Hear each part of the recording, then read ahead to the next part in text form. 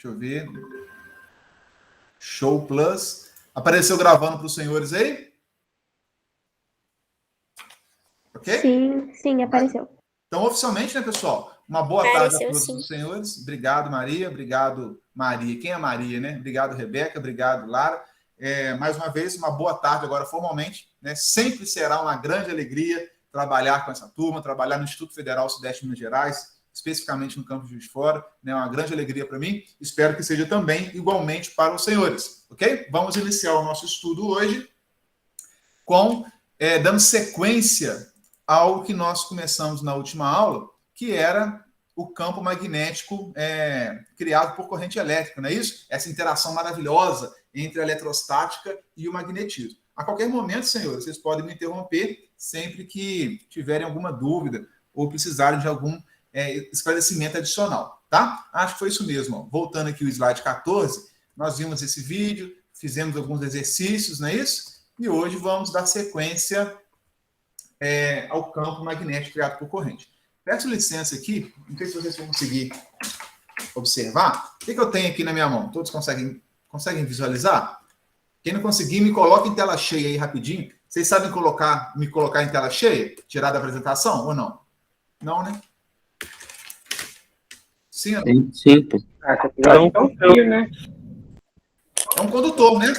Isso. Não sei como é que é no telefone, mas acho que todo mundo consegue colocar. Isso. Quem conseguir me aumentar aí, é bom que além de aprender, ainda vai espantar todos os pernilongos, né? Ajuda. E aí eu tenho aqui um pedaço de condutor. É só clicar 2 vezes na tela. Clicar 2 vezes. Eu não sei se... Deixa eu ver. Ih, o meu não deu, não. Acho que dá. É por aí mesmo. No telefone, nos 3 pontinhos ali do lado. Ó, no computador, pessoal, eu consegui até me deslocar aqui. Eu coloquei como uma tela à parte. Pop-up, né? Que chama. Igual no YouTube, muitas vezes. Eu criei até uma outra janelinha aqui.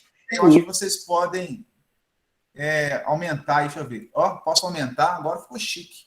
Gostei aqui. Descobri, acho que é algo novo dessa versão nova aí do... Tenta aumentar aí, pra você poder ver esse pedaço de condutor. O que nós vimos aqui, meninos, até então?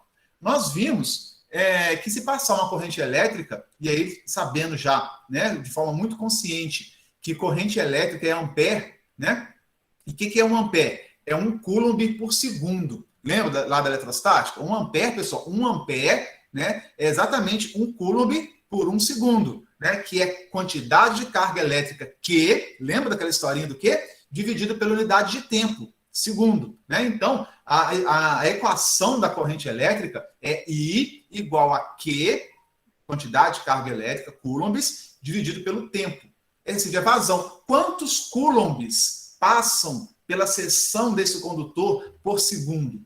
Né? Então, se eu tiver 2 coulombs por segundo, eu tenho 2 amperes. 3 coulombs de carga elétrica por segundo, né? Eu vou ter 3 amperes. Então, é importante a gente entender o que é um ampere. Né? Ampere, se a gente comparar também com um pedaço de cano, lembra desse cano aqui? Ó, né? Alguém vira e mexe, a gente entra pelo cano aí. Quantidade de litros por segundo que passa por um cano é igual a ampere para nós, é a vazão, né? A vazão lá na mecânica, litros por segundo que passam dentro de um cano, para nós representa aqui os amperes. Estão lembrados? Tranquilo? Tá? Então, quantos coulombs por segundo atravessar o meu condutor?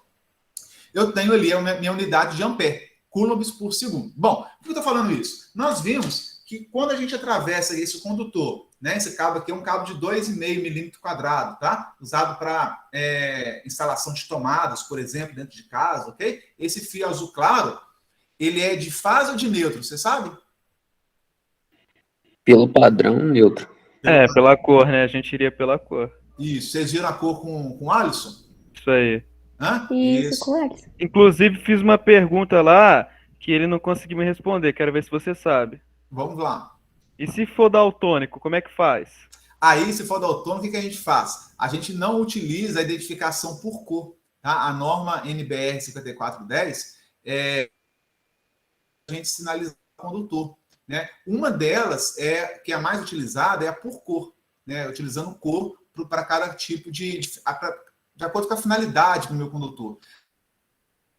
Eu posso colocar anilhas no meu condutor que identifique qual condutor de fase, de retorno, de neutro, de terra, ok? Então, a identificação por cor ela não ajuda o daltônico, mas não é a única, né? Então, se houver necessidade, ele pode colocar... Anilhas são pedaços de borrachinha que eu vou colocando aqui, que eu consigo montar por letras, né, tem um alfabeto todo, e identificar o meu condutor, tá? Então, na indústria, isso é bem utilizado, principalmente na média e alta tensão. Na média tensão, não é fácil você encontrar condutor azul claro para o neutro. Tá? Não é simples. É tudo preto, né? Porque assim, é diferente da baixa tensão, é uma outra realidade. Então, não tem terra verde, muitas vezes. Então, a gente usa-se condutores pretos, mas todos eles identificados por anilhas ou até por fita isolante. Aí também não ajuda o daltônico, né?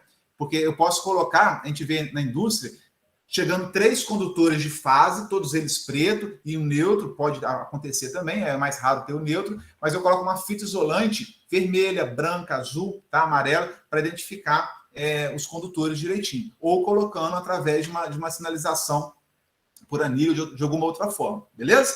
Mas é interessante a pergunta aí, né? A gente se pensar em termos de acessibilidade para todos, né, a gente tem dificuldade. Aí o cego também não vai ver a anilha, teria que ter o código Braille, né? O cego, ele nem vê a cor, né, e nem consegue ler o que está escrito, a identificação.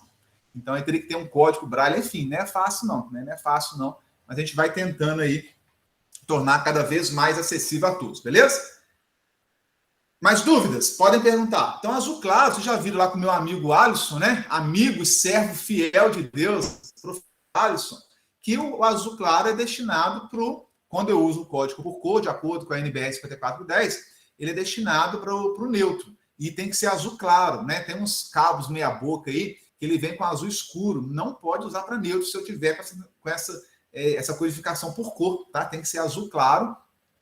E os amperes estão passando aqui, beleza? E aí, nós vimos que eu crio... Vai ter um Sonic dançarino aí. Eu crio um campo magnético ao redor do meu condutor.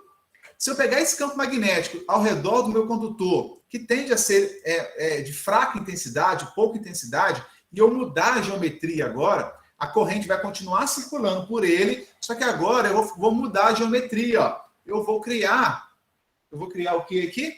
Uma espira circular. Por que espira circular? Está no nosso imaginário, já que espira é sempre circular. Mas eu posso ter uma espira quadrada, eu posso ter uma espira retangular, tá? Então, espira, normalmente ela é circular, mas não tem que ser obrigatoriamente circular. Eu posso fazer um quadrado, um retângulo, tá? Até um triângulo. É escroto, mas eu poderia fazer, ok? Então, fique isso na cabeça aí. Olha aqui, ó. Vê se todo mundo consegue.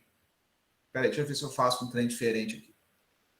Fazendo diferente aqui, ó. Vou tentar desenhar uma espira que nem é circular, né? Que não tá perfeita, mas tenho aqui, ó, as duas extremidades da minha espira. Peguei o meu condutor, eu quero que vocês entendam isso, né? Essa mudança. Um condutor retilíneo e agora eu tenho um condutor circular. O condutor é o mesmo. A corrente que passa é a mesma, por exemplo, 2 amperes. A corrente vem por esse lado, circula e sai por esse terminal, ok? Eu só mudei a geometria. Olha que bacana, eu só mudei a geometria.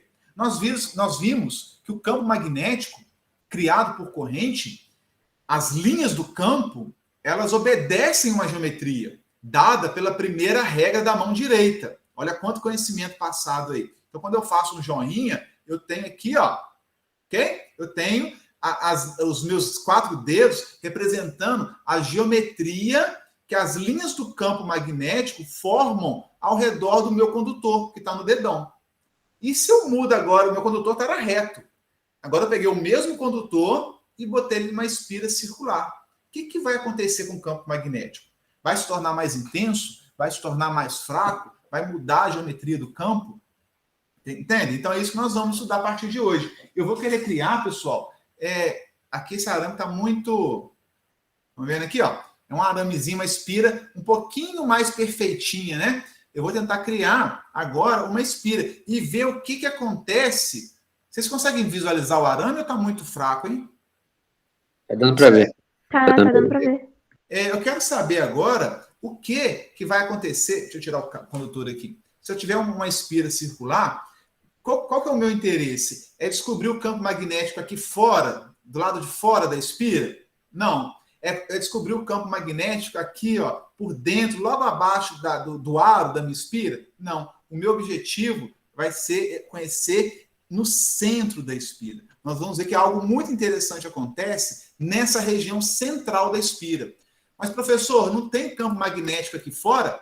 Tem. Não tem aqui em cima? Tem. Ao redor de todo o condutor que eu amarrei em forma de espira, né? Não vai ter linha de campo? Sim, vai. Mas o que vai nos importar, o que vai nos interessar é o campo magnético.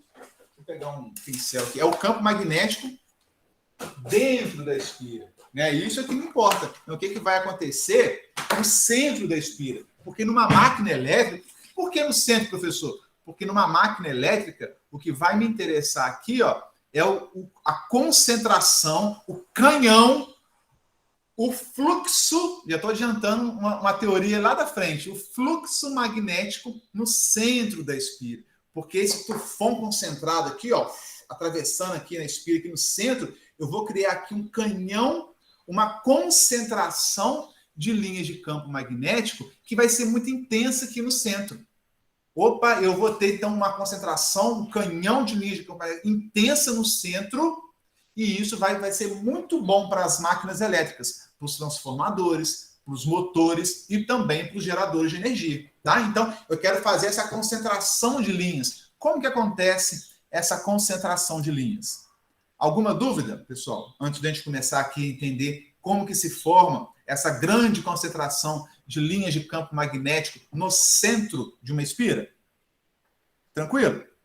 Olha só, então como é que... Olha, eu montei uma espira parecida com essa aqui, né, que eu mostrei para vocês, já um arame condutor de energia, ok? E eu liguei uma bateria, uma pilha, uma fonte qualquer de corrente contínua. Bacana? Mais e menos. Se eu liguei o mais aqui, pessoal, pelo sentido convencional da corrente elétrica, eu vou ter a corrente saindo do mais, fazendo esse percurso e voltando até o polo negativo da minha bateria. Não é assim? Durante todo esse percurso, aqui é um trecho retilíneo, aqui começa a fazer a curva, vai, sobe, desce, volta. A corrente elétrica, aonde ela vai passando, ela vai criando linhas de campo magnético ao seu redor. Passou corrente, criou campo. Né? Então, aonde tem corrente no meu circuito, tem campo magnético sendo criado. Bacana? Se eu pegar aqui para analisar, lembra daquele vídeo que nós vimos aula passada da Electricity, do canal Electricity, que ele colocou uma placa de plástico, não é plástico, não é o nome lá? De polipropileno, não. Ele pegou uma plaquinha lá de plástico, né? E furou, passou o condutor, e nós vimos as linhas de campo ao redor ali do condutor. Lembra aquela plaquinha que ele usou? Aqui, ó, tá desenhado o que nós vimos lá, a limalha de ferro meio... Deixa eu dar um zoom aqui, ó. A limalha de ferro meio pulverizada aqui, tá vendo? Então, aquilo que nós vimos no vídeo do canal Electricity, aquela plaquinha ali, esqueci o nome que ele... Ô, Jesus. Bom, é segunda-feira, a gente está esquentando os motores ainda, não é isso? E aí, eu vou ter aqui, se eu colocar uma plaquinha de plástico branca, salpicar limalha de ferro, que é ferro em pó, né? E aí, eu vou ver essa formação de linhas de campo magnético nesse ponto, que pela primeira regra da mão direita, dedão para cima, eu consigo identificar o sentido de giro, ok? E tudo que sobe, desce. Nem sempre, né?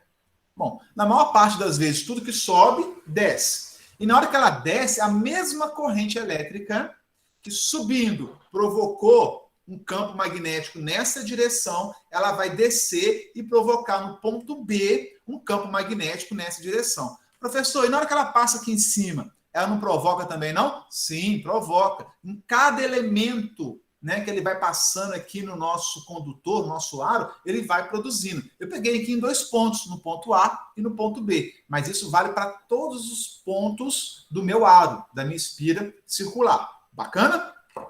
Então, olha só, eu vou ter aqui no ponto A, agora eu preciso que vocês me ajudem aí, tá? Todo mundo treinando, sem nenhum tipo de vergonha de fazer a regrinha da mão direita aí, porque vai torcer, não importa, tá? No ponto A, percebam que no centro da espira, eu vou desenhar um X ou uma bolinha. Tá entrando ou está saindo? Quem pode me ajudar, por gentileza? Qual? Vou analisar o ponto A. A corrente passando pelo ponto A. Beleza? Aham. Se a corrente passa pelo ponto A, deixa eu fazer o laser aqui, ó. No ponto A, subindo. Primeira regra da mão direita.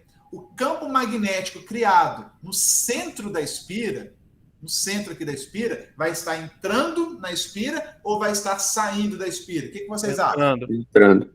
Então seria o xizinho, lembra do xizinho? Todo mundo craque. Eu estou vendo a setinha, a flecha, né, entrando na tela. Então eu estou vendo as peninhas da flecha. É um X, ok? E lá no ponto B? No ponto B, a corrente que subiu, ela desceu. Se ela desceu, ela no centro da espira, ela vai entrar no centro da espira ou ela vai sair do centro da espira? O que os senhores acham? Também vai estar entrando. Também vai estar entrando. Todos concordam com o Hugo? Não precisa concordar com ele não, tá, pessoal? Pode discordar, Se né? alguém discordar, vai tomar ban no grupo. Não, pode discordar do Hugo tranquilamente. Eu não concordo, não. Oi? Quem não concorda? Ô, Josiara, fica quieto, senão você vai tomar meu chinelo, tá? Não vai ser de sua Tô mãe, não. brincando, tô brincando. Eu discordaria do Hugo simplesmente pelo prazer de discordar. Mas não é assim. Exatamente. Não é assim que funciona, porque a física ela é exata, independente, né, do perfil do estudante. Então, eu sou obrigado a concordar com o Hugo, né? Embora muitas vezes não queira. Brincadeira, né, Hugo? Mas olha só, eu quero dizer que na hora que a corrente sobe desse lado, pela primeira regra da mão direita, aqui no centro, a linha vai passar aqui no centro, entrando e vai sair do outro lado. Ó, essa aqui ficou chique agora. Dedão passando aqui. Ela vai entrar pelo centro, vai dar a volta. Ó o 3D, hein? Quem está conseguindo ver o 3D aí? E vai sair pelo outro lado. Então, a corrente subindo, ela entra pelo centro e sai pelo outro lado. Todos entenderam? Preciso que vocês... Eu sou chato, eu tenho que ouvir vocês falando. Sim, professor. É igual no carrossel, né? Que os alunos respondem. Quem já viu o carrossel? Fala assim, sim, professora Helena. Como gostaria de ter uma classe dessa, viu? Ainda mais em tempo de pandemia, escutar isso. Sim, professor Iane. Então, olha só. Sim, professor Iane. Isso, oh, que maravilha ter esse retorno, né? Eu não estou falando para as paredes, estou falando com gente viva. Isso é muito bom. Então, olha só. Está entrando e aqui está saindo. Mas tudo que sobe, desce, na maioria das vezes. Então, se desceu aqui, olha o meu dedão descendo. Entrou de novo e saiu do outro lado. Ah, mas aqui subiu, estava aqui, ó. Na hora que meu dedão está aqui em cima, pessoal, ela vai entrar pelo meio e sair aqui por cima, meu dedão aqui. Percebam que aonde a corrente estiver, ela pode estar aqui, ela pode estar aonde for, não importa aonde ela está percorrendo, se ela fizer esse caminho, aonde ela estiver passando, ela sempre vai jogar linha no centro. Então, em cada ponto da corrente, durante o seu percurso, ela está jogando uma linha no centro, Essa linha, na hora que ela está aqui, a linha entra no centro, ela sai do lado de cá, mas ela entrou no centro. Nesse ponto aqui, ela entra pelo centro e sai em cima. Entra do centro, sai em cima. O que isso vai produzir de resultado? Né? Qual é a resultante dessas linhas entrando e saindo? O campo magnético vai ser mais intenso? No centro.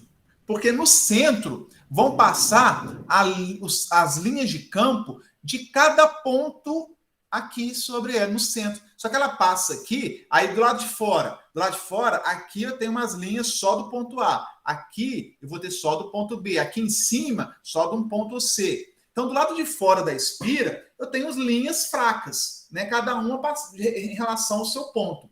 No centro, todas elas passam no centro e voltam aonde elas devem voltar, mas sempre passando pelo centro. Então, olha aqui esse desenho aqui de baixo pelo ferro. Aqui no centro da espira, nessa região dentro da espira, né, especificamente aqui no centro, mas dentro da espira, as linhas de campo aqui, ó, viram? No centro, eu vou ter uma concentração, que eu botei uma setinha aqui, uma concentração de linhas muito intensa. É como se eu pegasse, né, todas ao longo de um sei lá, de 50 centímetros de condutor, pegasse todas as linhas produzidas ao longo desses 50 centímetros, na hora que eu mudo a geometria, eu faço esses 50 centímetros de condutor, todas as linhas de campo passando aqui por dentro. Opa, multipliquei aqui grandemente a concentração aqui no meio. Então, onde eu tinha linhas de campo magnético ao redor de 50 centímetros, né? 50 linhas, se eu distribuir, por exemplo, uma linha a cada 1 centímetro, eu tivesse aqui 50 linhas desenhadas, na hora que eu faço isso, as 50 linhas estão passando dentro da espira e saindo, né, cada uma as 50 voltando. Então, ó, passou aqui dentro. Ó.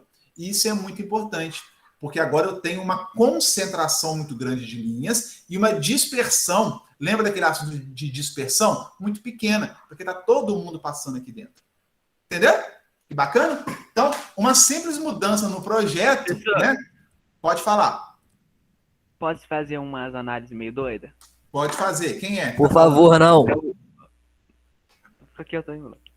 Quem tá falando? Seguinte, não, era eu mesmo, era eu. Só queria Quem perguntar... quer fazer uma análise meio doida? Hã? Sou eu. Tá me vendo? Tô te vendo. Infelizmente é o Hugo.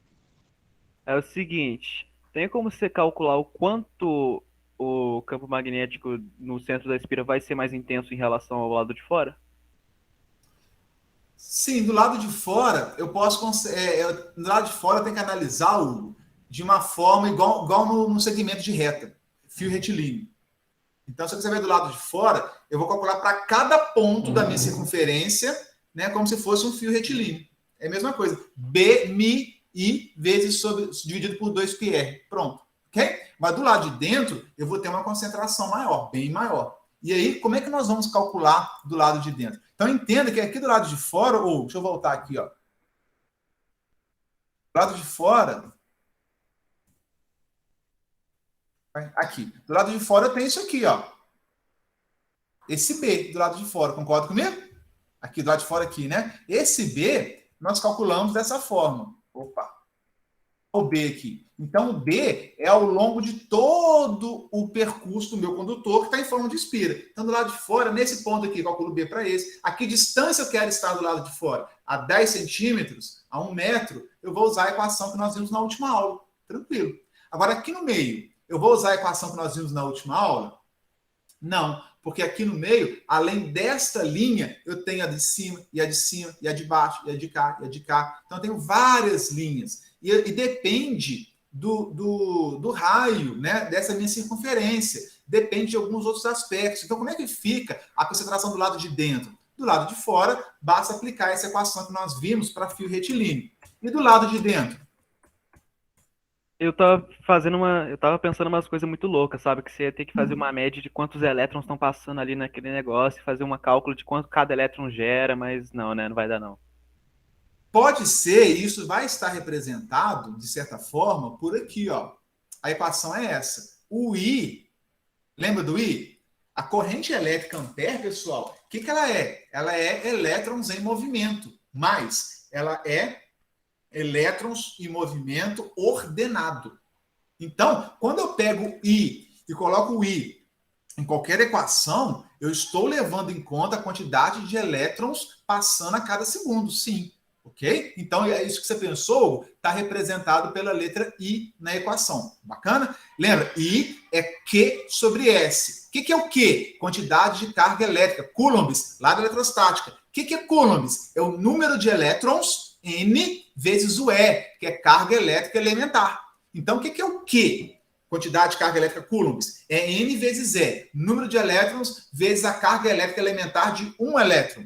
Isso é o Q. Se eu dividir o Q pelo tempo, eu tenho 1 ampere. Então, isso que você falou está representado aqui, sim, pelo I. Eu posso pegar o I, substituir o I pelo Q. Perdão, posso substituir o I pela equação do I, que é Q sobre S. E o Q, eu posso substituir por N vezes E. Então, eu posso pegar esse I aqui e chegar lá na ponta, né, do iceberg lá, que é o E, que é o elétron, que é a carga elétrica elementar de um elétron. Então, o que você falou faz sentido, sim. Respondi? Ou não? Tá, entendi. Tem essa fórmula aí, mas assim... Não sei nem se vai ser próprio para aqui agora, mas por que a diferença da fórmula é praticamente o π ali embaixo? Ah, por quê? Para eu te explicar isso, eu teria que fazer uma integral, que é a matemática da engenharia. Lá a gente vai entender isso. Mas eu vou tentar explicar aqui de uma maneira interessante. Quer ver? Nós vimos essa equação aqui do fio retilíneo. Cadê a expressão do fio retilíneo? Sumiu. Aqui, ó. Tá aqui. Vou usar isso aqui. B1 mi vezes I sobre 2πr. Ok? E aí, nós vimos que quando é fio retilíneo, eu crio o campo magnético em forma de círculo. Por isso que surgiu esse 2πr aqui. Lembra que eu comentei na aula passada? Sim ou não? Aham. Então, como a linha do campo magnético criada é um 2πr, né, porque é circular, agora aqui nós temos a espira, que qual que é o perímetro de uma circunferência? Lembra da equação? Não é, o perímetro é o próprio 2πr, né? Isso. E aí você vai ver que eu vou ter uma espira aqui, criada, que são as linhas do campo magnético, criada em forma de espira, de circunferência, e aqui a geometria também é uma espira, também é uma circunferência. Então dá para entender que na hora que eu estou fazendo a integral lá para calcular a expressão do campo magnético, que corta duas circunferências, duas áreas, áreas não, pode ser área também, dependendo da dedução, mas dois perímetros lá, duas formas geométricas que envolvem círculos, circunferências, que tem π. E aí você pode saber que o π de cima cortou com o π de baixo. Porque agora, antes era um fio retilíneo. Não tinha π no fio retilíneo. Só o π do campo magnético criado ao seu redor. Então tinha o π lá. Agora não. Agora eu tenho a espira e o campo magnético, a linha, também é uma espira. Então corta π com π, some o π. Entendeu? Agora, quem for seguir na engenharia com a gente, quando for estudar eletromag lá na engenharia, a gente vai aprender a calcular, chegar nessa expressão resumida, a partir do cálculo da somatória, a gente chama de cada elemento infinitesimal. Olha que loucura, né? Eu vou calcular o campo magnético produzido por esse elemento infinitesimal lá, pequenininho, né? Um pentelionésimo. Aí eu vou mais um, até percorrer todo o perímetro da circunferência. Então eu vou fazendo pontinho por pontinho, por menor que ele seja, para saber quanto que vai dar o total aqui. Essa somatória gigantesca que fica, né? A gente chama de integral, né? É um estudo de derivadas integral que a gente aprende em cálculo 1. Né? Eu consigo fazer agora a contribuição aqui no centro da corrente circulando em cada partezinha infinitesimal, da forma mais precisa do mundo. Né? Aí eu preciso usar a integral para chegar nessa expressão resumida aqui. Ok? Então, o eletromag da engenharia ele é mais complexo porque a matemática é mais rebuscada, mas nos responde essas dúvidas que vocês estão tendo aí. Beleza, Hugão? Você está sendo um bom candidato a cursar engenharia aí e deduzir essa expressão. Não tem nada demais, mas eu preciso que vocês tenham conhecimento aí de cálculo para chegar nisso. Pode falar. Quem me chamou? O senhor fez a engenharia também? É o Sonic. Ô, Sonic, fala aí. Eu não escutei a pergunta, Sonic. Repete para nós. O senhor fez engenharia também? O senhor fez engenharia? O senhor fez engenharia também? Você fez engenharia? Sim, eu fiz aqui em Juiz de Fora, na UFJF Engenharia Elétrica, e fiz o mestrado aqui em Juiz de Fora também. Parei no mestrado. Doutorado a gente está em estudo ainda, né? Para a gente iniciar. Mas o mestrado e a engenharia foi cursado aqui em Juiz de Fora. Sinistro, senhor. Beleza? E o eletromag da engenharia, eu lembro que quando eu era estudante lá da UF, né? A gente falava que era a matéria mais difícil do universo, de todos os cursos que você podia imaginar. A gente estudava cálculo 1, cálculo 2, cálculo 3, com o pessoal da engenharia civil, né? Com o pessoal da matemática, da física e tal. Às vezes o pessoal é uma brincadeira, né? Das graduações, que poxa, eu tenho uma matéria difícil demais, não estou conseguindo, papapá. Aí tá assim, ó, troco todas pela eletromag, 1 e 2. Né? Eu preciso pegar todo o seu curso, não dá um eletromag. A gente brincava com isso, porque realmente é muito complexo. Né? A matemática é muito delicada, e até hoje eu confesso que eu acho que a matéria mais difícil que existe no universo é a eletromag. Principalmente quando a gente entra nas equações de Maxwell. Né? Não estou querendo assustar ninguém, mas a eletromag, quanto mais você estuda, né, mais você vai vendo a complexidade dessa ciência. Né? Maravilhosa, mas extremamente complexa. Extremamente complexa. Muito interessante. Ok? Então, vocês vão chegar lá com certeza e vão lembrar, hoje o professor Jânio falou que a eletromagnética é a matéria mais difícil do universo, né? E realmente está aparentando ser, ok? Mas é bem interessante, faz parte a gente aprender. Aqui no ensino médio, não é um bicho-papão tão grande assim, porque a matemática fica limitada à matemática do ensino médio, que mesmo assim já dá pano para manga, né? Mesmo assim, para nós, aqui no ensino médio, já é bem trabalhoso, ok? Bom, isso tudo para dizer, né, tentar explicar, eu não deduzi a equação aqui, né, deixa para a eletromagnética da engenharia, mas tentando já te dar uma pista, né, Hugo, por que sumiu o π? Né? Porque a linha do campo magnético é circular, a espira é circular, então o π de cima corta com o π de baixo em algum momento, né, da matemática e sumiu o π. Ficou somente μ vezes I sobre 2R. Que R é esse daqui, senhores? Né? Esse R daqui não é o R lá do fio retilíneo, né? Esse R aqui é o raio da espira. Ok? Então, perceba que o tamanho da espira vai influenciar também aqui no campo magnético produzido. Beleza? Então, olha só, a equação de lá era μI sobre 2πr. Agora aqui é μ sobre 2R.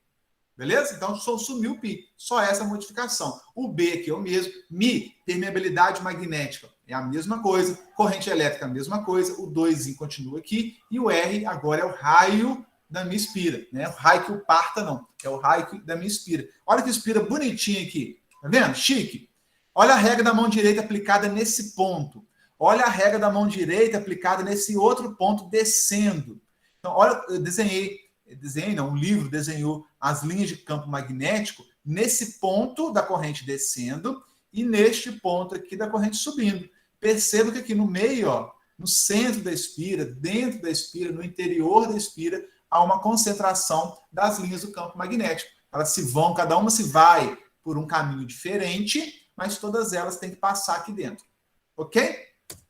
Isso é muito bacana para os estudos que nós vamos seguir na próxima semana. Já dando aí um spoiler, né, que a gente fala, um spoiler, que eu fiz? Né? Eu peguei o fio retilíneo, reto, esticado, e eu fiz uma espira. E aí vocês podem estar se imaginando também, eu usei esse cano aqui para fazer um molde de uma espira bacaninha, né? O que acontece se eu agora, ao invés de uma espira, eu der várias voltas? Só colocando uma pulguinha atrás da orelha de vocês aí, né? Se ao invés agora de fazer apenas uma espira, eu fizer várias, o que vai acontecer? Hã? Já viram que eu vou... Oi? Vou falar árabe aí, filho. Aí as mina pira, né? Quem falou isso aí? Uma linguagem dessa. Eu ia falar, o bagulho vai ficar frenético. O bagulho vai ficar frenético. Eu estou potencializando o meu campo magnético criado. Cada vez mais nós vamos aprender aqui de como é que eu faço campos magnéticos mais intensos. Mas isso é motivo para a próxima aula, é apenas para já imaginar aonde vocês podem chegar, né? Com esse estudo eu fiz uma espira, agora eu vou fazer 2, 3, 1.000, 10.000, 100.000 e por aí vai. Tem uma pergunta aqui no chat. Caderno de caligrafia horrível, é mesmo? A Tatá que falou.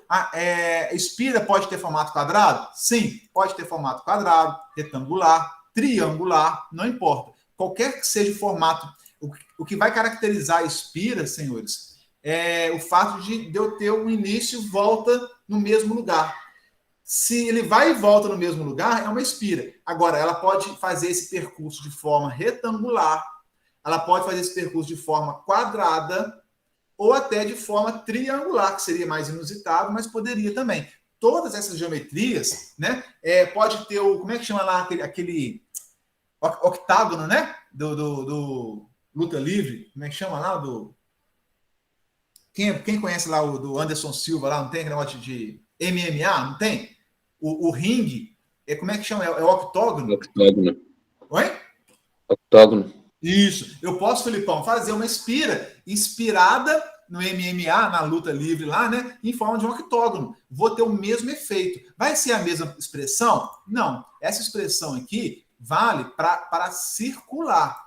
Se for uma espira quadrada, vale essa expressão? Não. Eu vou ter que usar lá o cálculo 1 que eu falei na engenharia para calcular. Eu não lembro de cabeça, procure na internet, por gentileza, qual que seria o campo magnético no interior de uma espira quadrada. Talvez ele nem vai ser simétrico, bonitinho aqui assim, não. Né? Ele vai ter uma expressão bem loucona lá, porque não vai ser tão simétrico quanto na circular. É na espira retangular, na espira triangular, na espira octogonal, ok?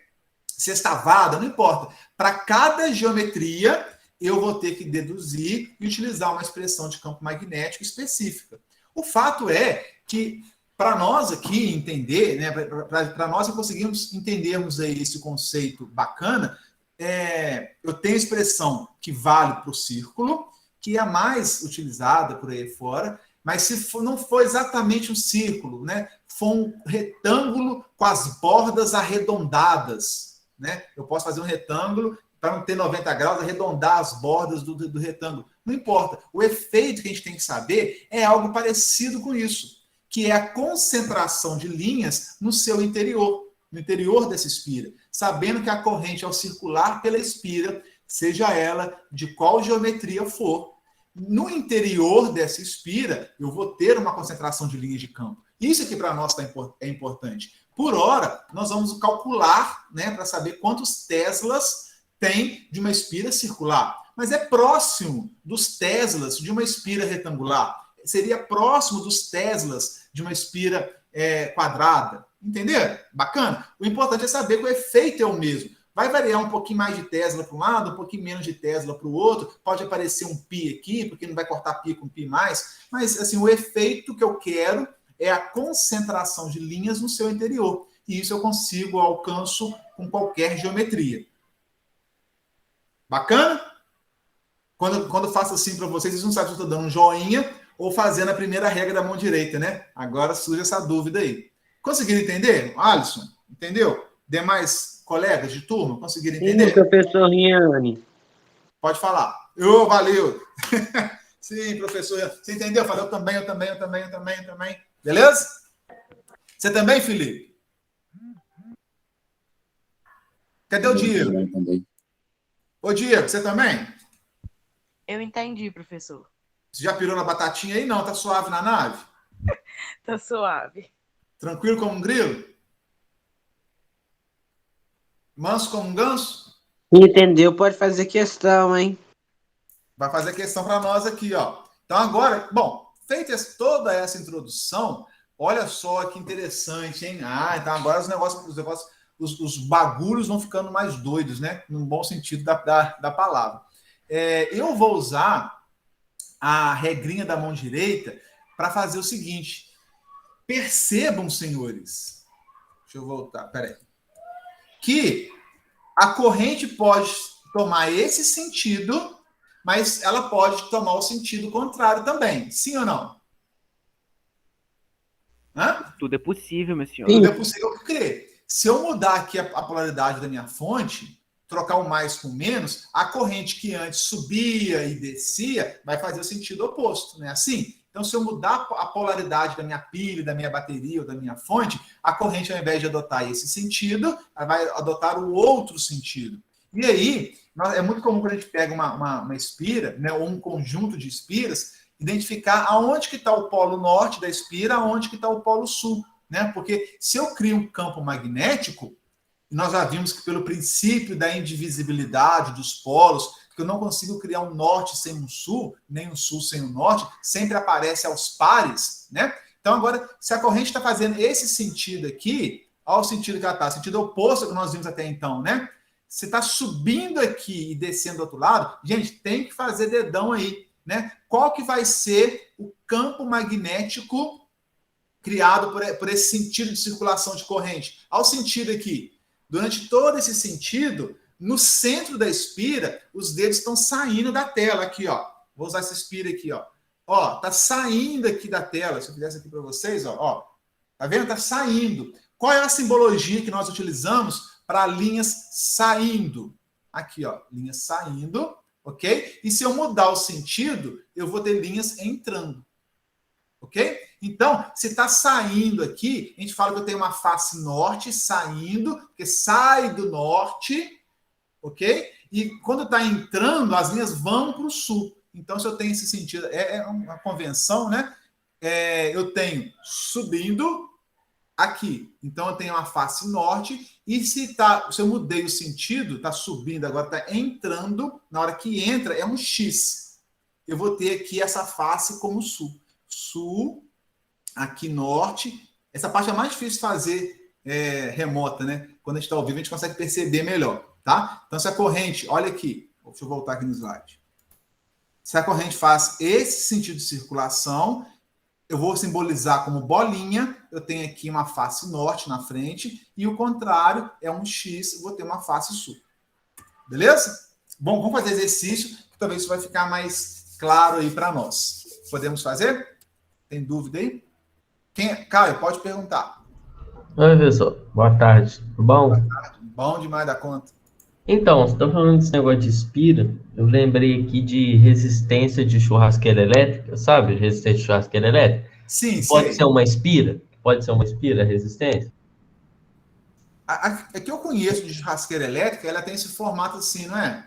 Então, mas imagina que é redondo, assim, igual uma Sim, espira. sim. Então, Sim. aí vai ter propriedade eletromagnética? Vai? Se tipo, botar uma malha de ferro, vai fazer aquele movimento e tudo mais, mesmo Com estando certeza. quente? Com certeza. O fato do calor, ele perde bastante as propriedades magnéticas, tá? Porque ali a resistência, ela tá muito aquecida. Mas a corrente circulando ali, eu não sei exatamente o material. Com certeza produz, sim. Tanto é... Vocês já ouviram falar do fogão de indução? Quem já ouviu falar? Ou tem em casa, né? Às vezes alguns dos senhores, eu não tenho ainda. Vocês já ouviram falar de fogão de indução, não? Já.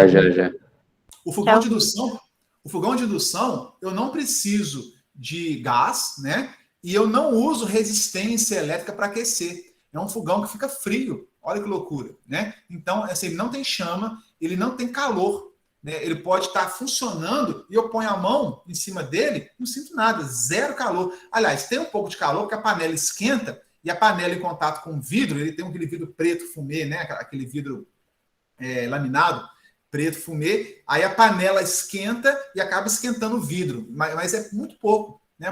Como é que funciona isso? Eu tenho espira, só que não é uma só, são várias espiras, onde circula uma corrente por essas espiras, e a corrente nessas espiras produz um campo magnético muito intenso no centro.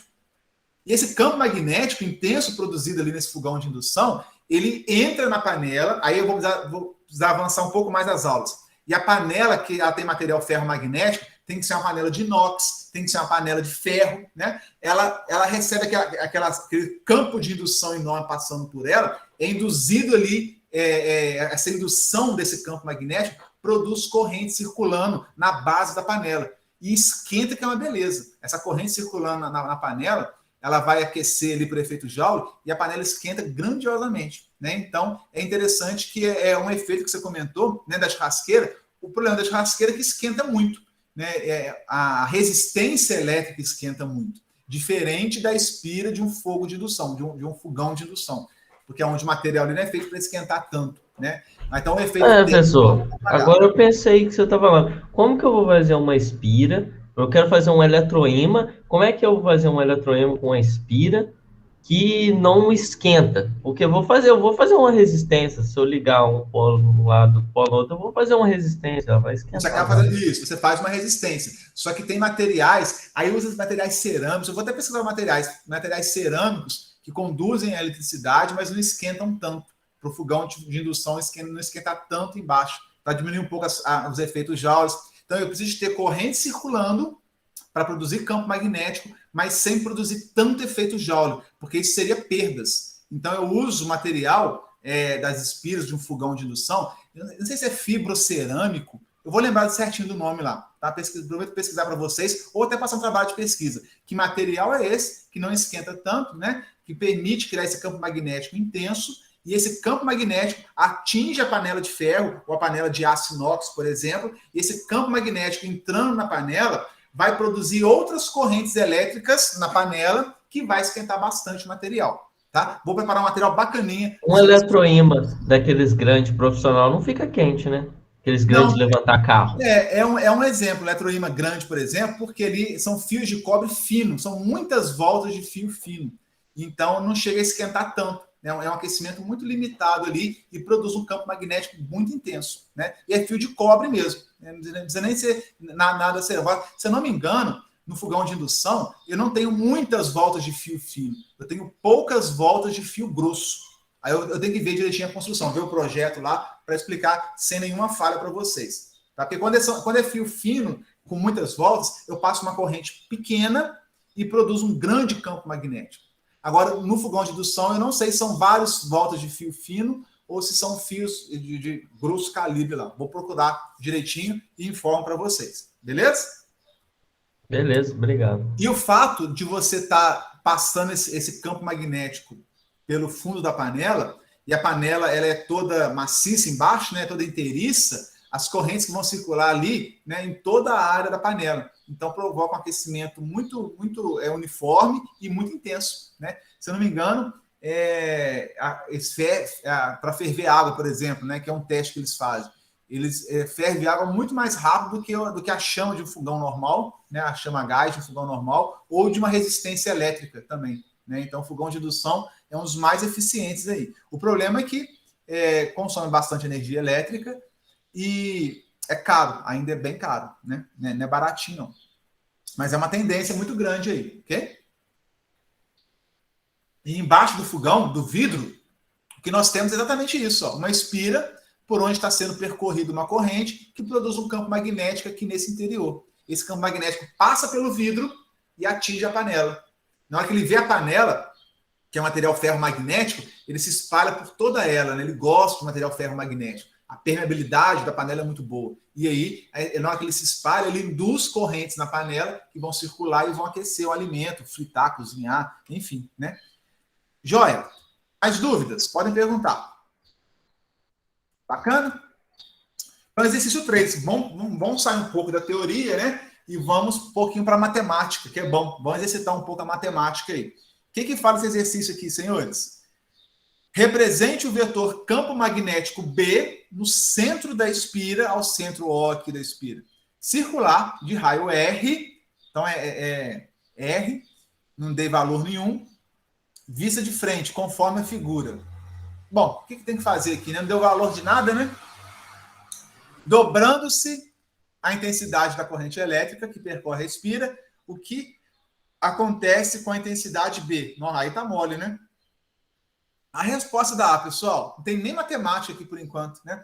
Achei que já fosse cair matando a matemática, nem tem. A corrente subiu nesse trajeto, nesse sentido, no centro da espira. Como que eu vou representar o campo magnético? Aqueles que forem bons de desenho 3D, faz aqui, ó, as linhas entrando no centro, saindo pelo outro lado. Pode fazer várias linhas aqui, ó. Fica chique, né? Aqueles que não forem tão bons em desenhos 3D, usa a simbologia de projeto. Corrente subiu, está entrando no centro da espira. Se está entrando, é um X, ok? É um X entrando, é a flecha entrando no plano, estou vendo as peninhas. Então, essa representação aqui funciona muito bem, está correto. Ou então você faz as linhas 3D, entrando pelo centro, saindo por fora. Entrando pelo centro, saindo por fora. Como se estivesse costurando, né? Se estivesse costurando uma calça aí, jeans, entra pelo bolso, sai do bolso. Entra, sai. Vê as linhas da costura. É a mesma coisa. Só que desenhar isso 3D não é simples.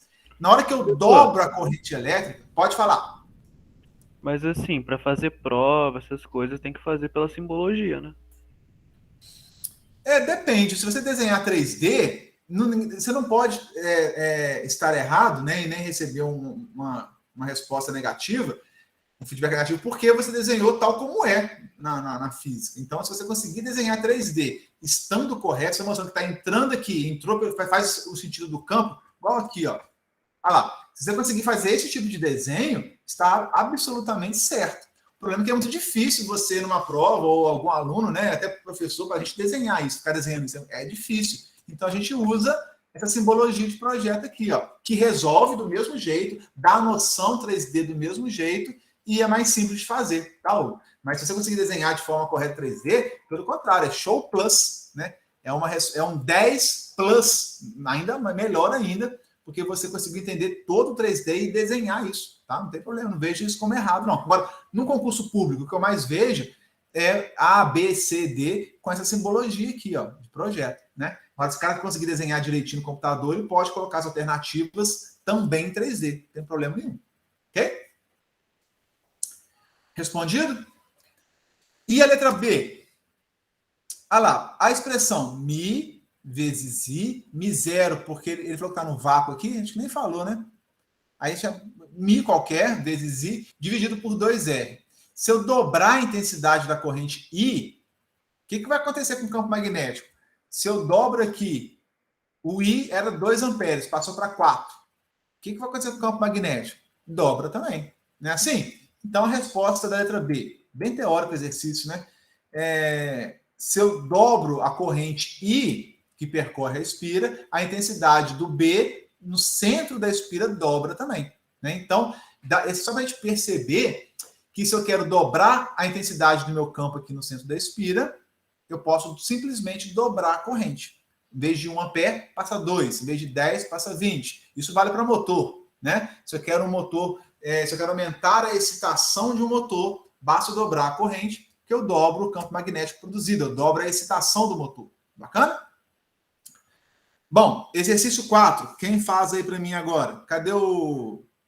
Não é Danilo, não. É o... doidão lá, como é que chama? Diego aí? O Diego, me ajuda aí, Diego. Exercício 4. Preciso da sua ajuda. Tem uma espira circular de raio R e centro O. E não tem número de novo, não, hein? E um fio retilíneo percorrido por correntes I1 e I2. Aqui então, nesse aqui é I2. Vou até escrever aqui. Respectivamente. O I2 apareceu, ó. Sabendo que o campo magnético resultante no centro é nulo, já é a resposta. Determine o sentido de I2. Então, olha só, pessoal. Eu tenho agora um fio retilíneo, onde passa uma corrente 2, e eu tenho uma espira, onde passa uma corrente I1. Eu falei que passou corrente e produziu campo. Não tem conversa. E esses campos, eles interagem entre si. Né? Então, o campo magnético produzido pela corrente I2 no fio retilíneo e o I1 na espira, eles estão interagindo em todo o espaço, em todo o ambiente. Ele pediu para falar o seguinte: eu quero analisar o campo magnético no centro da espira. Será que esse condutor retilíneo ao lado da espira, nessa distância aqui, ele influencia o campo dentro da espira? Né? Olha que isso que é o sentido do exercício. Se eu tiver vários condutores passando em cima, do lado, próximo à espira, próximo ao motor, próximo a uma bússola, próximo a alguma coisa que seja magnética ou que esteja magnetizada, será que influencia? E mais, o que a gente perguntou aqui? Ó, a gente viu que o campo magnético aqui dentro é nulo. Então, se a gente pegasse um gaussímetro, o que é um gaussímetro? Vocês sabem o que é isso? Agora apertei vocês, hein? Quem me responde que é um negócio aí? Não vale jogar no Google, não. Não vai jogar no Google, não. O que é um gaussímetro? Pergunta do dia. Quem dá mais? Sem jogar no Google, hein? Metro no final significa medidor, né? Show. Meio caminho andado. Gaussímetro. Gauss seria... Gaussa... O que é gaussa? Ó, oxímetro. Não tem outro nome, não? Que se daí não tem a ver muito com a matéria, o Gal, aí complica, às vezes tendo outro ajuda. E não é grau, não, é Gal, hein? Não, entendi que é Gal. Hã? Mas eu digo assim, não tem um outro, não? Que não Quem tem tá muito a falando? ver, não. A Lara. Tipo assim, Gal tem a ver com... Gal Não não, tem, mas não tá- Gauss É. tem. Gauss tem. Deixa eu Ah, escrever aqui, ó. Esse seria o... Opa, saiu não? Gaussímetro. Quem já ouviu falar esse trem aí? Ninguém não? Eu vou chutar que mede o campo. E tem gaussímetro digital, né? Tem isso, pessoal. Gaussímetro é medidor de Gauss. O que é Gauss? Gauss é a unidade de campo magnético. Ah, mas aí era uma unidade. Eu tava pensando assim, sei lá, É o nome de uma pessoa, né? Hã? É o nome de uma pessoa. É, Eu tava pensando assim, no nome assim de um equipamento, alguma coisa assim, sabe? Alguma eu grandeza. sei, eu sei. Eu peguei vocês, pode falar, eu peguei vocês. Não. Você apelou pra coisa É, eu que não tinha peguei, como tenho saber mesmo, certeza. não. Pode parar, isso aí não Não, foi tenho justo, não. certeza, eu peguei vocês. E olha só, eu não falei desde o início que o campo magnético é B. Até agora vocês não me explicaram por que é B, né? Deveria ser M, mas tudo bem. Campo magnético é B. E é medido em qual unidade de campo magnético mesmo, senhores? Tesla. Oi? Tesla. Tesla. Ora, mas o aparelho, o instrumento que mede campo magnético, não é teslímetro. Eu não falei teslímetro, eu não falei magnetímetro, eu falei gaussímetro. Então, quer dizer que o medidor de Gauss mede campo magnético, que é Tesla. Eu já dei uma dica numa aula para trás aí. Quem se lembra? Da dica que eu dei. Afinal de contas, campo magnético é medido em Tesla ou é medido em Gauss?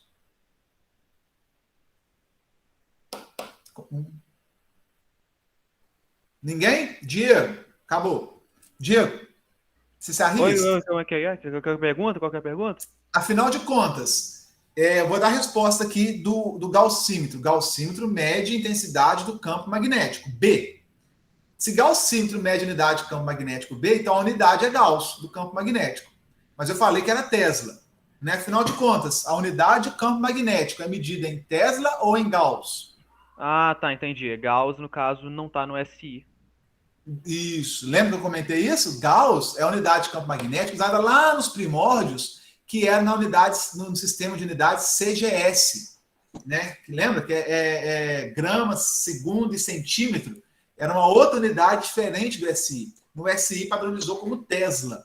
Mas não sei por que cargas d'água, não sei. Até hoje, o aparelho que mede o campo magnético é o gaussímetro. Para mim, é o gaussímetro, não fala gaussímetro. Você chega na loja pede um gaussímetro, na hora que você vai usar é gaussímetro, não é teslímetro. Tá? Então, entendam isso, que Gauss também é uma unidade de campo magnético, só que não está no SI. Assim como milhas por hora. Lembra que eu comentei isso? Né? Você vai comprar aí a sua Ferrari não, seu Lamborghini lá nos Estados Unidos, ou algum outro carro lá, você vai ver o seu velocímetro medido em milhas por hora. Quem joga videogame aí também vai ver de vez em quando, né? Às vezes a velocidade está em milhas por hora. Às vezes seu combustível é medido em galões e não em litros. Tanto galões como litros são unidades de volume, né? Só que às vezes o sistema inglês, ele usa jardas, pés, milhas por hora, e nós usamos outras unidades, mas que é a mesma coisa, tá? Então, entendam que o aparelho que vocês vão utilizar para medir é um gaussímetro, que mede Gauss, que mede campo magnético B. Ficou claro? Sim ou não? Não? Sim. Sim, professor, isso. Nessa hora eu queria saber se a Coralic concorda com o Sonic. Quem vai acordar esse Coralic? Claro, professor, eu tô aqui. Daí, você concorda com o Sonic? Ou não, Concordo. pelo simples prazer de discordar?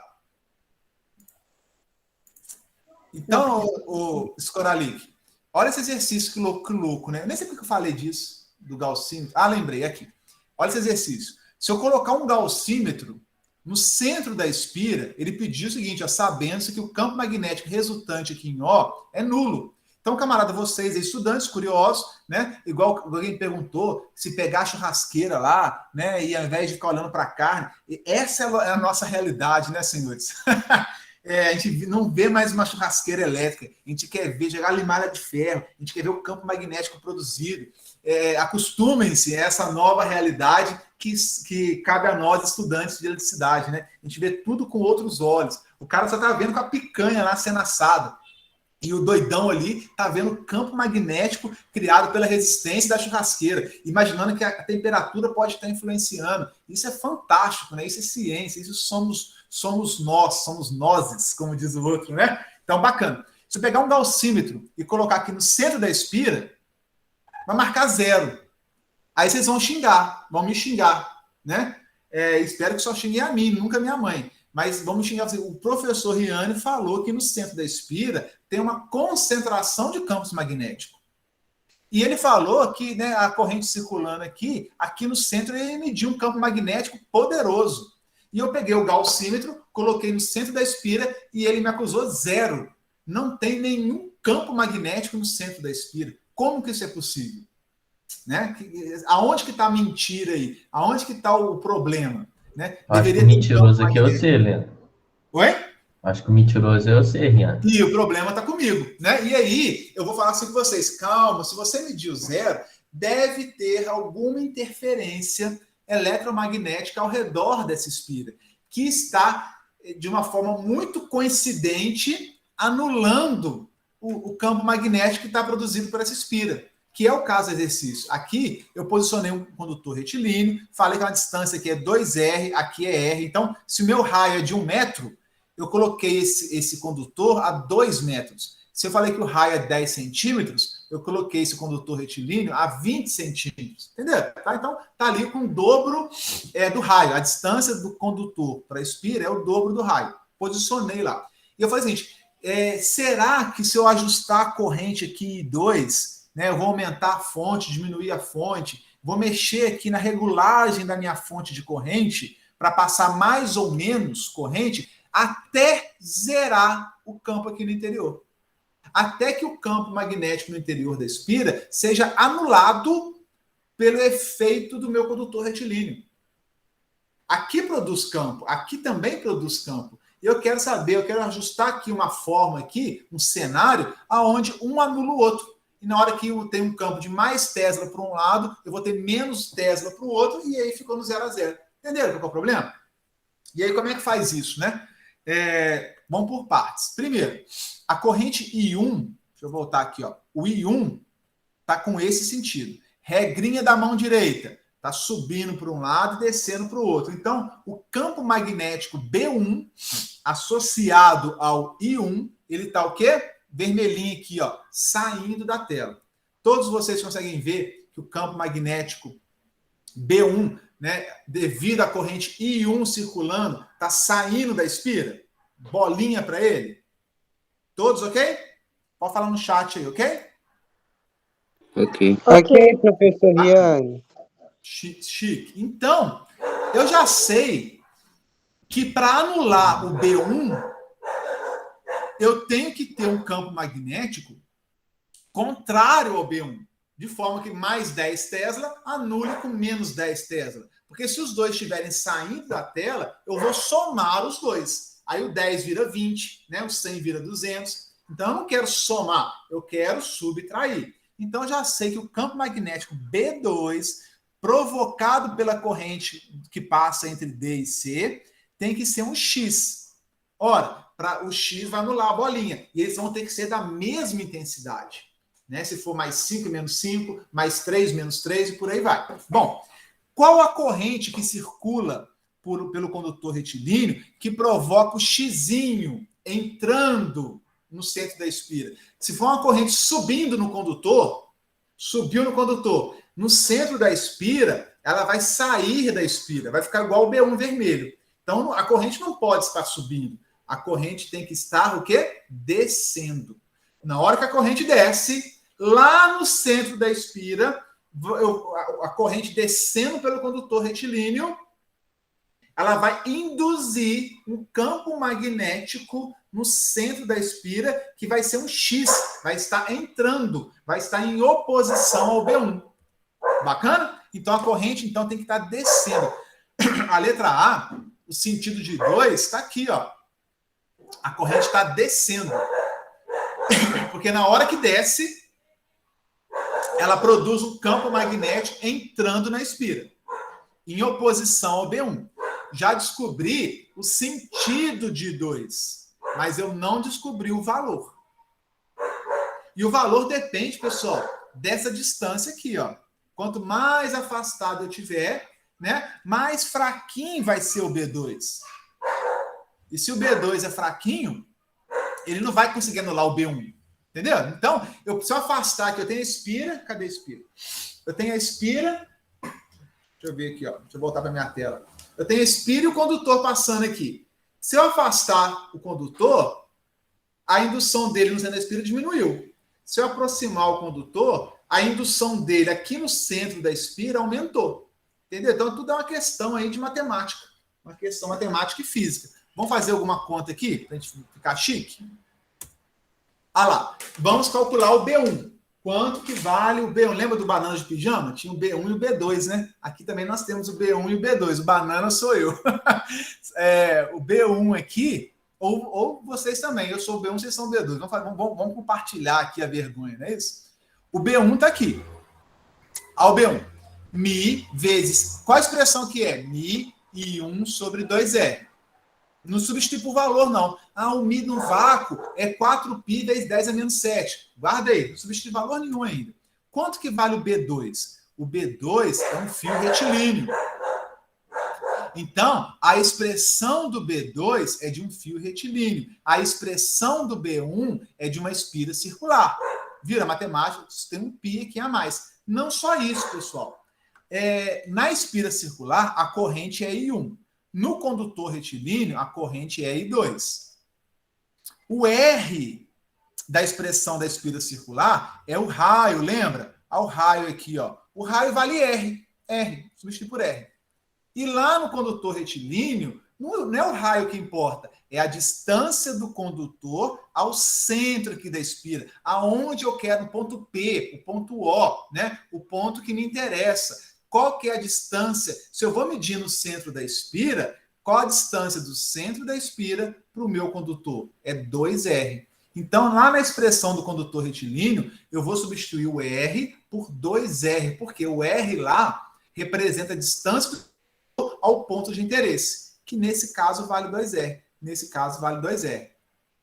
Ficou alguma incerteza aí? Ou podemos seguir? Joia, Sônia? Tranquilo? Bem complexo, né? Assim, na verdade, como eu estou fazendo, não é tão complexo assim. Né? Se vocês pegarem para fazer, vão ver que é tranquilo. O que nós vimos aqui? Quer ver? Só voltar rapidinho. Essa daqui é a expressão para a espira, não é? O campo magnético produzido pela corrente numa espira, não é isso, Sônia? É isso mesmo, né? E a expressão lá do condutor retilíneo é um π a mais aqui. Então, o que eu vou fazer?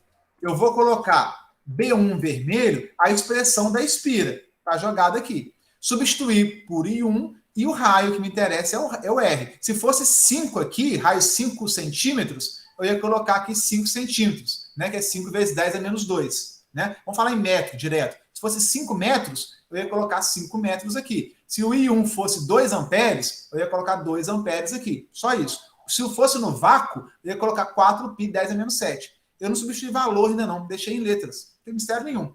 E o B2, o campo magnético produzido pelo B2, pelo condutor, fio retilíneo, é a mesma coisa, só que é um fio retilíneo. A expressão é 2πr. A distância que eu tenho aqui é 2R. Então, eu substitui 2R aqui. Aqui é a corrente que eu quero calcular, né? E aqui o Mi do local e o 2π é da expressão do fio retilíneo. Então, vocês têm que saber, na hora de fazer esse cálculo, qual que é o campo magnético de uma espira. A expressão é essa. Qual é o campo magnético de um condutor retilíneo? A expressão é essa. Se tivesse uma espira quadrada, qual é o campo magnético de uma espira quadrada? De um solenoide, que nós vamos ver na próxima aula. Então, dependendo da geometria, eu tenho que ter na manga aí a expressão matemática do campo magnético produzido por essa geometria. Show? Bom, eu falei que o campo magnético aqui no centro, ó, o campo magnético resultante no centro O é nulo. Significa que o campo resultante, o vetor campo magnético resultante é nulo, é zero. Para isso acontecer, para ele ser zero, o B1 que sai tem que ser igual ao B2 que entra. Então, o que sai, 5 teslas, por exemplo, tem que ser igual aos 5 teslas entrando. O que sai tem que ser igual ao que entra. Se o módulo de B1 for igual ao módulo de B2, porque eles estão em sentidos opostos, né? Um tá saindo, o outro está entrando. Se eles tiverem o mesmo módulo, mais 5, menos 5, eu vou ter um campo magnético resultante nulo. E aí, como é que eu faço isso? Se B1 tem que ser igual a B2, eu vou pegar a expressão matemática do B1 e igualar a expressão matemática do B2. Foi isso que eu fiz aqui, igualei. E agora, pessoal, álgebra para que te quero, né? Algebrismo. Corta, sobe, desce, multiplica e vai. Aí entra o samba aí do malucão fazendo conta. O que eu vou poder cortar aqui? Vou cortar algumas coisas. Mi com mi, passo mi dividindo. Corto o mi com mi. O 2 com esse 2. Ainda vai ter um outro 2 aqui ainda, né? O R passa, corta R com R. Se eu fizer essa salada de fruta aí, sair cortando mi com mi, pi com pi, R com R, 2 com 2. Aqui eu tenho 2, aqui eu tenho um só. Então vai cortar um 2 com 2, vai sobrar um 2 aqui ainda. No final, eu vou chegar na conclusão que o meu I1, a corrente que passa aqui, I1, vai ser igual ao I2, ao I1 aqui. Vai ser igual ao I2. O pi não cortou com ninguém, coitado. Sobrou um pi aqui embaixo. E sobrou esse 2 aqui também. Esse 2R eu corto com 2R. O mi eu corto com mi. Viu? Sobrou então isso aqui, ó. Que o I1 é I2 dividido pelo 2π. Se isso for verdade, né? Se eu falar o seguinte, que, olha, se a minha corrente I1 for igual ao I2 dividido por 2π, isso vai ser verdade. Isso vai se tornar uma realidade. Ok? Se o meu I1 for igual a essa expressão, a corrente 2 dividido por 2π for igual ao I1, e eu vou ter um campo nulo aqui no centro.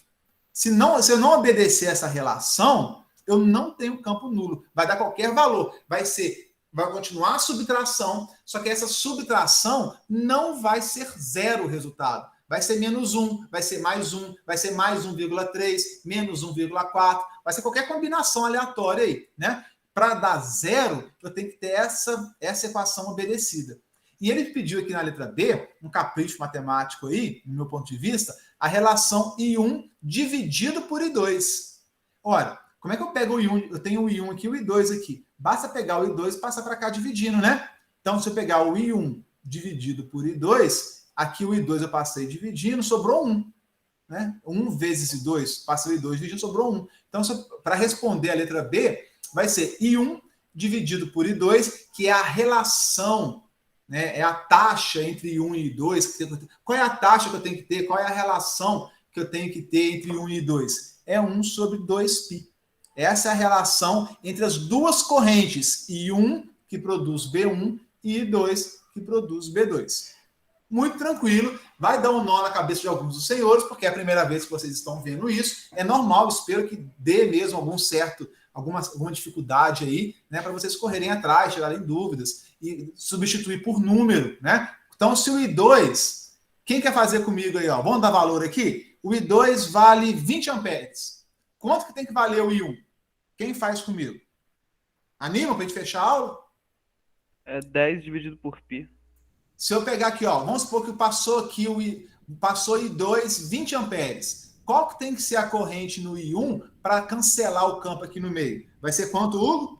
10 dividido por π, porque vai ser 20 dividido por 2π. Aí se simplifica 10 dividido por π. 10 dividido por π, que dá quanto? Sei lá, pô.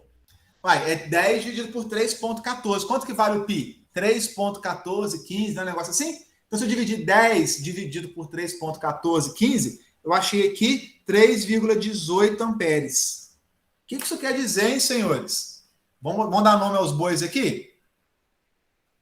Ó, agora é para fechar com chave de ouro, hein? Como é que eu faço para escrever aqui?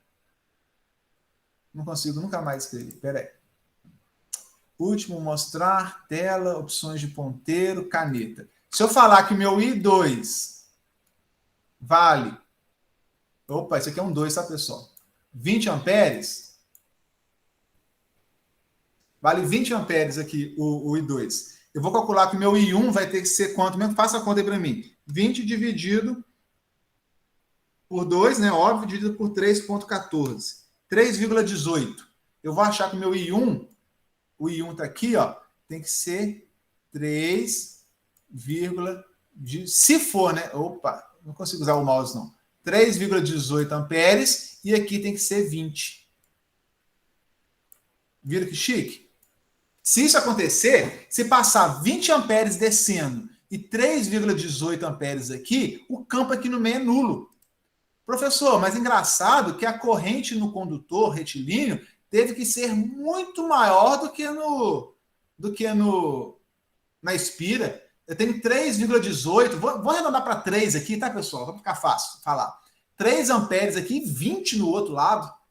Né? Eu tenho que ter muito mais corrente no condutor retilíneo do que na espira para anular o campo aqui no centro. Por quê? Alguém conseguiria me dar algumas explicações razoáveis para isso? Então, Seria e por causa 2 da ele distância? tá muito mais distante. Depois que também o condutor ali, né, da espira, ele é mais intenso, né?